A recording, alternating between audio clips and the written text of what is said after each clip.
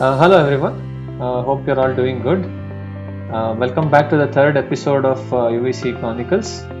Our guest for today's episode is Sandhya Madam. Welcome, ma'am. We can start off with your introduction to the audience.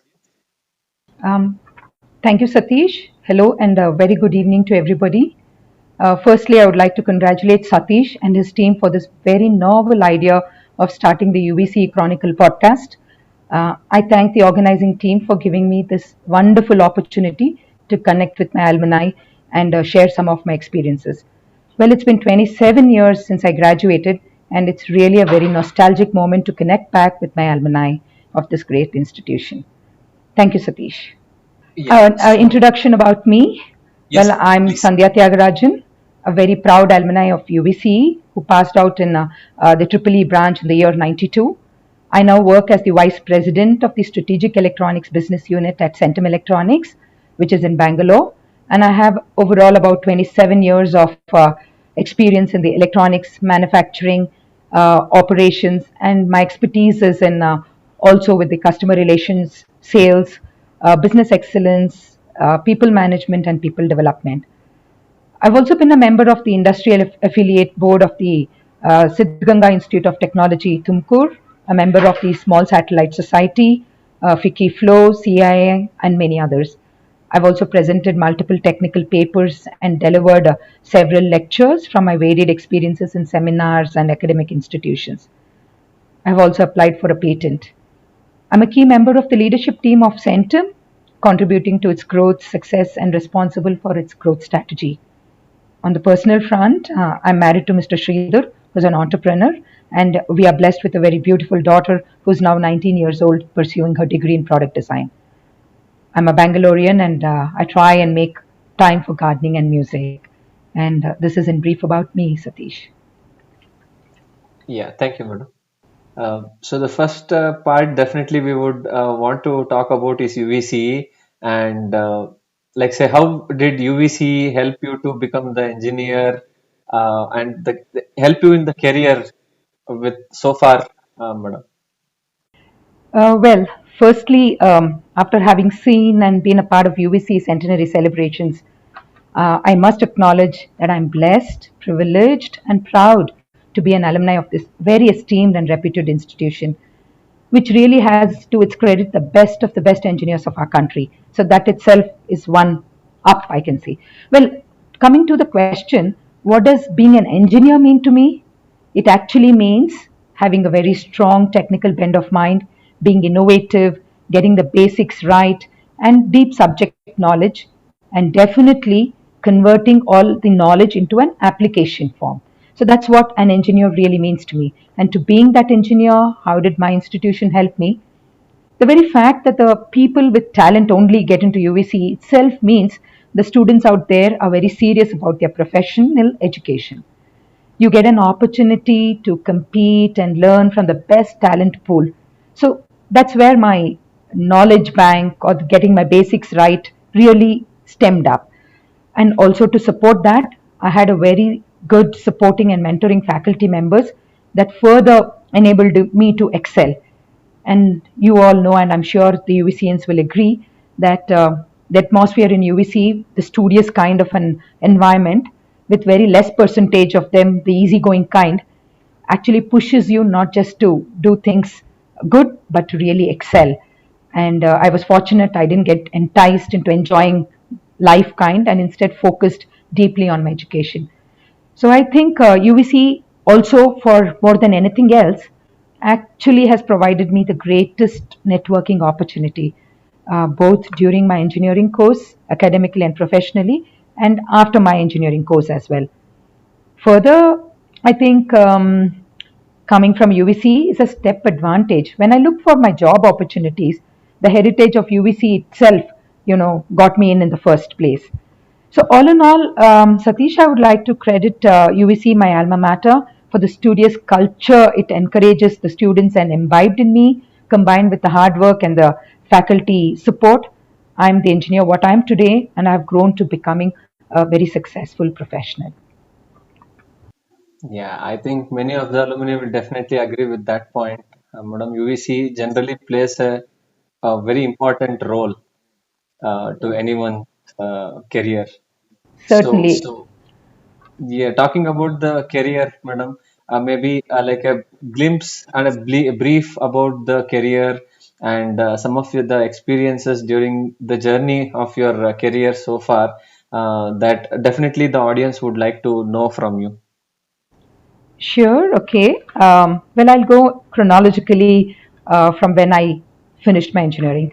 I completed my engineering in 92, and I immediately was lucky to get in as a trainee engineer in a German automotive giant called Siemens Video. I joined in as a designer, and I was there for about 3.5 years. And that was my first industry exposure, and experience was full of learning, be it technology, be it industry practices. More than anything, I would like to stress to say that from being a student and to becoming a professional, that's the company that molded me into being. I began to learn to work with team, and I started to respect the cross disciplinary interactions. Coming from electronics, all that I had in my head was electronics was great. But there I understood it's not sufficient to just be an electronics engineer, but to learn to work with all other disciplines, be it material science, be it with chemical engineering, be it mechanical, and that's an important learning, I would say. And further on the job, I learned how to plan and execute tasks. And in a profession, it's very important to learn professional communication and also being presentable. These were the changes came about in me and groomed me to be an industry ready person. I guess these days, these are all part of the curriculum. Well, that was my first job, lovely experience. And from there, I moved on to Ford Motor Company, yet another giant in automotive industry. They had just started the Greenfield project in Chennai then, and I moved over from design into manufacturing role. I was amongst the first few to join, and unlike my previous job, this role was completely different with me having to be a part of everything from an entire manufacturing setup from a scratch. A fabulous experience because I had to plan the equipment, product technology transfer from multiple locations around the globe, recruitment, training, and getting customer approvals. It was a hands full job, I would say, but I thoroughly enjoyed the challenging role because I think it's one of a kind of an experience and an opportunity one can get in a lifetime, and I was lucky with it. I got to travel a lot outside the country, interact with global teams. Really, it changed my outlook, I would say. They groomed me to being a very confident person, both technically and managerially at Ford. I got to learn the world's best practices and an amazing experience in all. Further, after that, I could get into another big giant, that is G Medical. Here, I got into the process engineering and Six Sigma functions, and it was, I would say, a complete knowledge enhancing experience for me, working with the best talent in the domain. What I really, experienced at GE was what it takes to compete at workplace. It was totally a very performance based growth and learning opportunity, a good upliftment of my technical skills, I would say. Then I moved on to Kodak India, where I headed the camera division and also as their director for lean manufacturing, where it was called as KOS, the Kodak Operating Systems. Wow, wow, what a transformation role this was for me. I couldn't believe I got this role because I had absolutely no prior experience in handling so many functions as the head of unit, which included supply chain, logistics, warehousing, market interface, and more importantly, the responsibility of actually delivering a 300 crore revenue. I had never done any of these before. The role, though, was challenging and hard, but was very exciting too. Initially, I was a little nervous. I wasn't sure I would cut it. But the confidence that the global leadership team had in me just edged me into the role.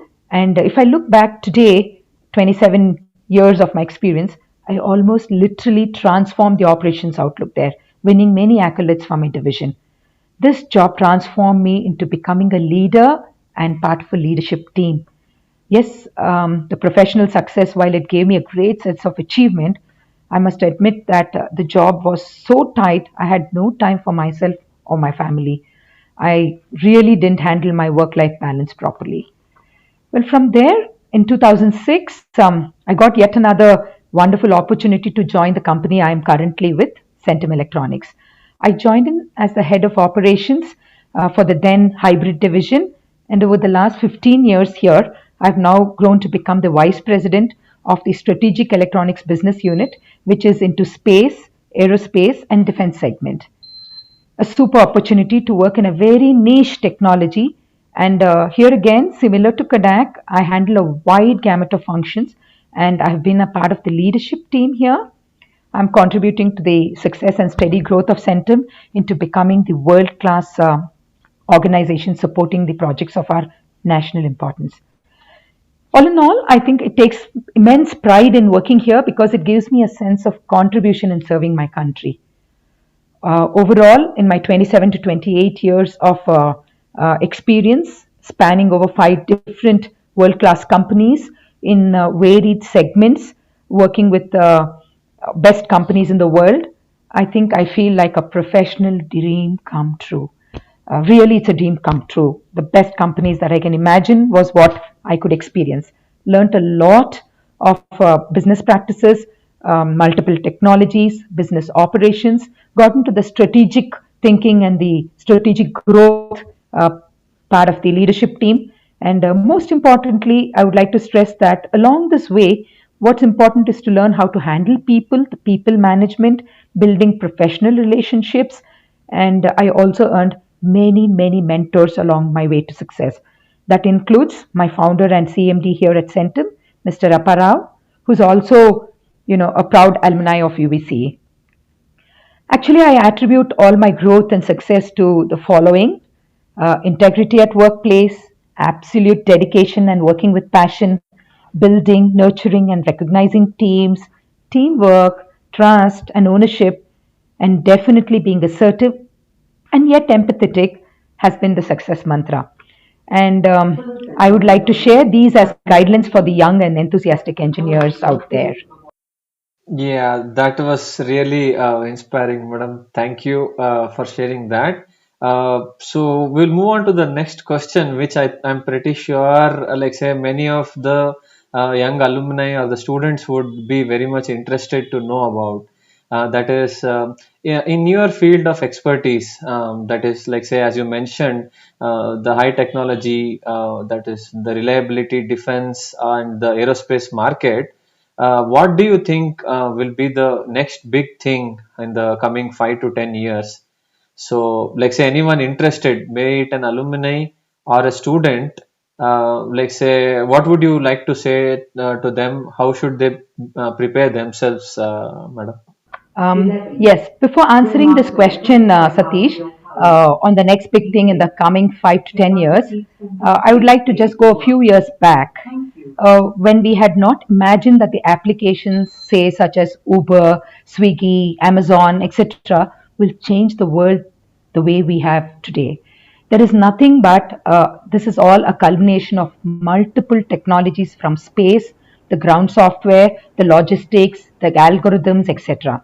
Hence, the way the technology is moving and the applications are growing, I would say it's apt to say many big things will be lined up in the coming 5 to 10 years, which will disrupt the existing way of leading our life.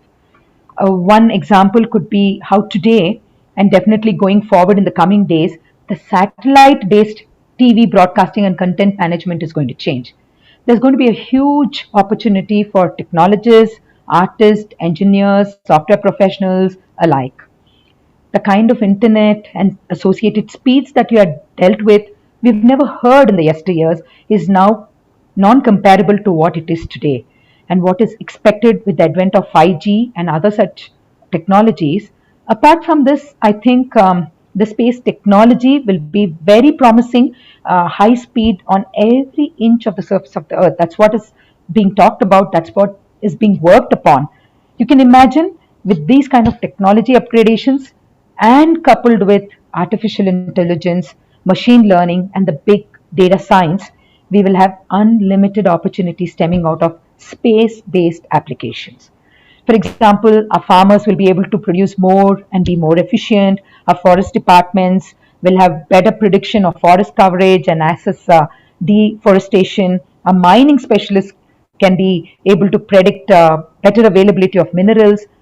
More importantly, national intelligence agencies will be very well equipped with the kind of space based intelligence systems that we are coming up with, both, say, be it in imageries or electromagnetic spectrum scans to identify friend or foe, or even our next generation missiles, I guess, will be able to predict better and destroy the targets with much more accuracies and speed.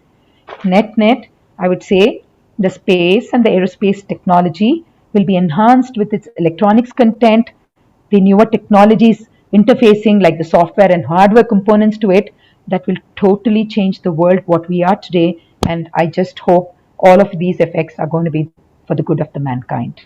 Yeah, sure, definitely. Thanks, madam. That was really eye-opening and very much interesting to know, like, say, what we'll be looking forward in the coming days.